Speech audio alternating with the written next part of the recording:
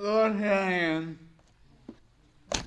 And God decided, or here I am. Because my family, my Morris brothers, good afternoon. My text today comes from Paul's letter to Romans, the 8th chapter and the 35th verse. I'm reading from the New Revised Standard Version. Who will separate us from the love of Christ? The hardship or distress or persecution or famine or nakedness or peril or sword.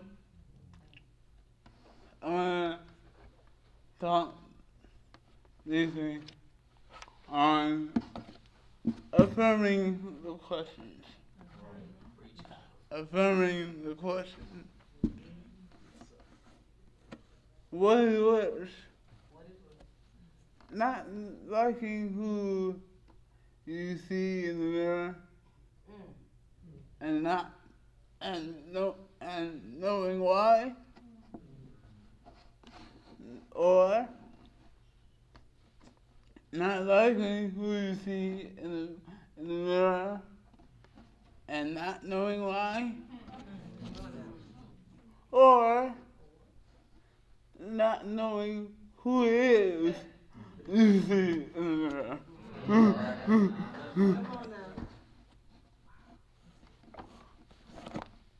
Who are you when the benediction is given? Who are you when nobody knows you're a preacher? Who are you when you're not a student? Who are you when it's you and the silence? Unfortunately,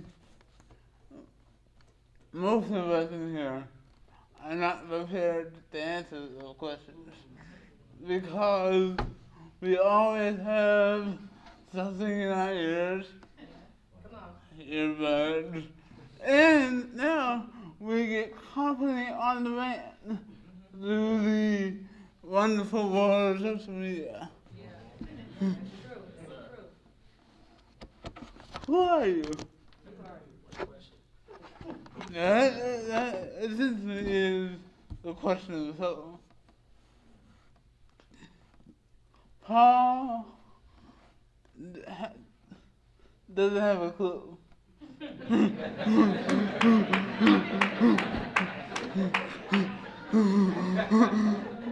Paul really doesn't have a clue how to answer the question.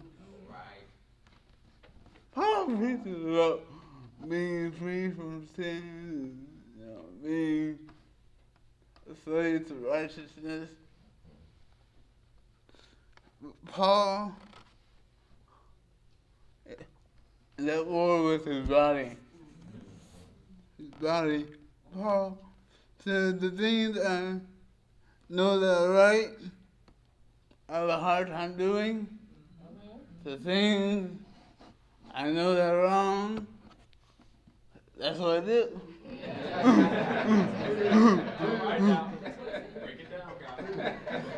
Paul says, I don't understand my own actions. Have you ever been there? You know it's acceptable, but you are not sure why it doesn't seem to fit you. Paul wants answers. He wants answers now. So like a good preacher, he makes one up.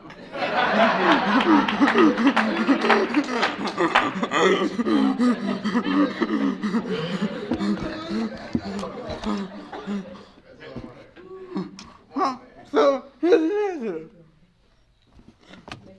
It's not me, it's the sin in me. My spirit is good, my flesh is bad. There's sin in my body, and Jesus hasn't redeemed my body yet. That happens when I die. Thanks be to God through Jesus. I shall look. Yeah, I mean, it's an answer.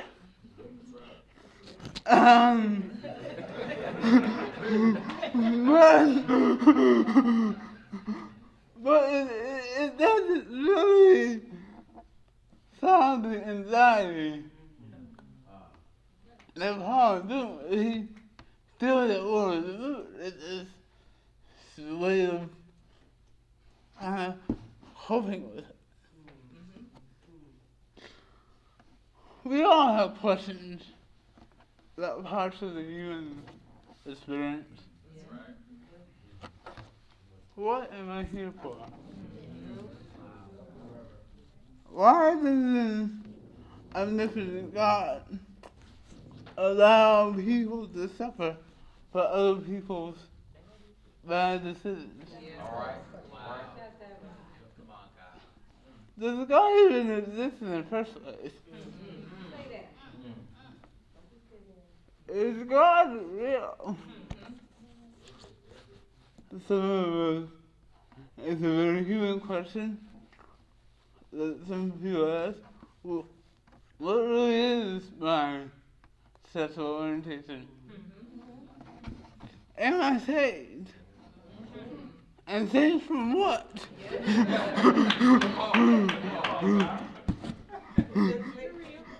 What really happens when we die? And do I even believe the stuff I preach about?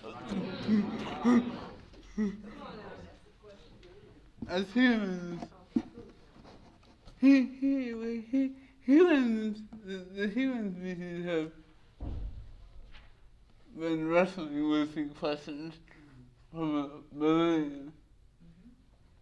As humans evolved throughout history, we became more aware of our own human experience. And we have questions about what does the human experience mean? I'm gonna die, so what does that mean? So final. And some other questions. Human species have always had these questions. We've had several different answers to deal with things like our mortality and other experiences that come along with being human. One of the earliest answers we used was animism, right? The early hominids who are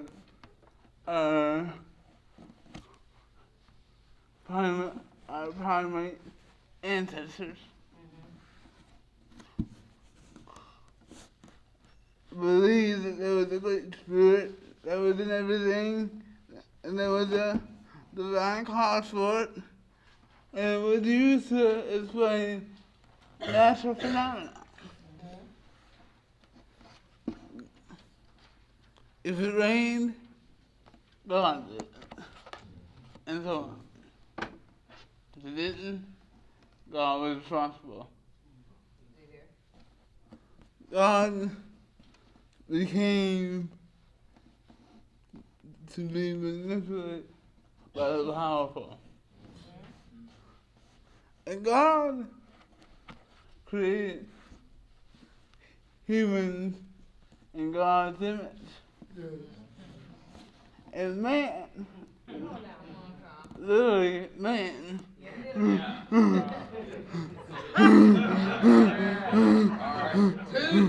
created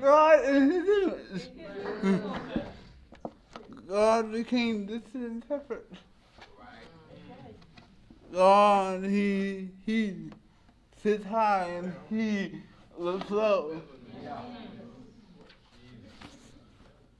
Humans are limited in power. God is all powerful. Humans are moral. That means God has to be immoral, right? When God became separate from us, we became separate from ourselves. All these omnis might just be us trying to heighten our limitations onto something else.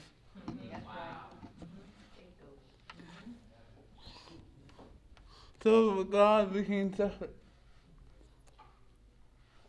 It started to project those insecurities on others because we became separate from ourselves and we felt separate from God. We started to project on others our insecurities about those who were different. Non-Christians, atheists, agnostics, our LGBTQ brothers and sisters. Because we thought God was not pleased with them. So the question is, if God is separate and self-existent and outside of us, then what are we really made of? If God is holy and perfect, then does God really understand my human insecurity? Come on now. What is God? And what am I? Well, I have some good news.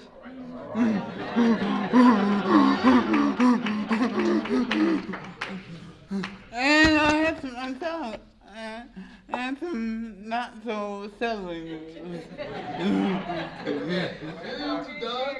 I'll give you the unsettling news first, so we can celebrate later. The unsettling news is that as long as you live, these questions don't go away. Right? The more answers, the more questions. The Bible points us to questions and not really answers.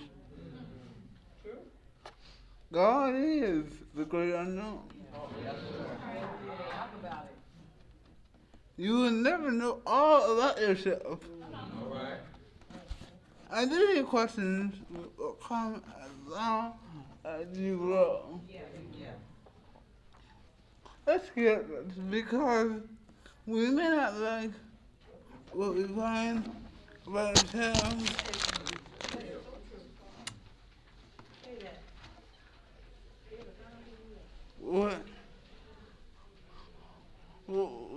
We may not think God may not like it.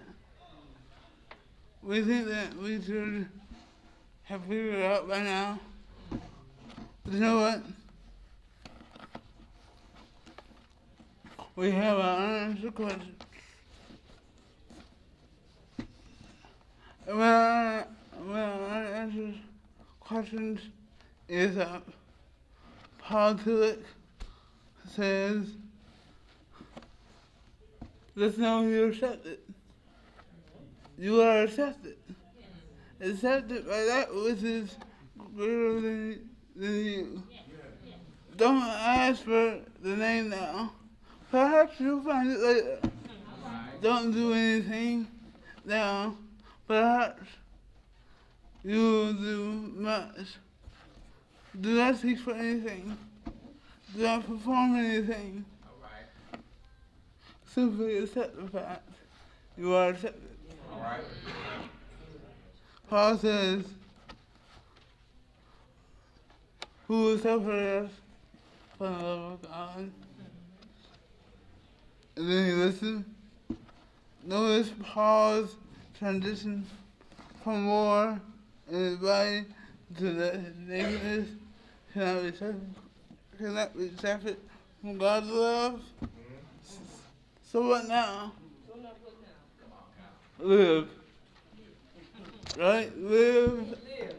And let the questions unfold. As you unfold the time, God will show you who you are. And that you are okay. And nothing can separate you from the love of God. The reverse of a famous hymn. The reverse of wrote in the face of question about his death of his girl. We don't sing it. For me, be it Christ. Be it Christ and to live. And Jordan but me to roll. No pain to mine. For in death as in life. Thou shalt whisper thy peace to my soul. It is well, it is well, it is